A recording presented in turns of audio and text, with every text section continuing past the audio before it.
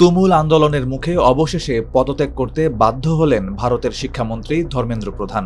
প্রধানমন্ত্রী নরেন্দ্র মোদীর কাছে পাঠানো পদত্যাগপত্রে তিনি চেয়ার বা পদের চেয়ে দেশের শিক্ষার্থী ও জাতীয় সংহতিকে বড় বলে উল্লেখ করেছেন।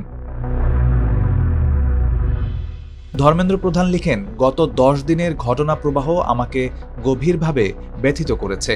এই পদ বা দায়িত্ব আমার কাছে কখনোই কোনো ব্যক্তিগত অহংকার বা সম্মানের বিষয় ছিল না।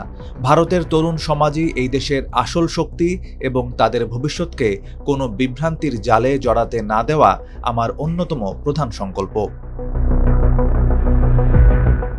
যন্তর মন্তর ও দেশ জুড়ে তৈরি হওয়া বর্তমান পরিস্থিতির কথা উল্লেখ করে তিনি পদত্যাগপত্রে আরও লিখেছেন, যন্তর মন্তর সহ সারা দেশের বর্তমান পরিস্থিতি বিবেচনা করে যাতে কোনো রাষ্ট্রবিরোধী শক্তি এই পরিস্থিতির অপব্যবহার করতে না পারে, দেশের ঐক্য যেন অক্ষুণ্ণ থাকে, কোনো একটি শিক্ষার্থীর ভবিষ্যৎ যেন আইনি জটিলতায় আটকে না যায় এবং আমাদের সন্তানরা যেন আইনি লড়াইয়ের পেছনে সময় নষ্ট না করে সম্পূর্ণ মনোযোগ দিয়ে পড়াশোনা ও কেরিয়ার গড়তে পারে, সেই লক্ষ্যেই আমি প্রধানমন্ত্রীর কাছে আমার পদত্যাগপত্র জমা দিয়েছি।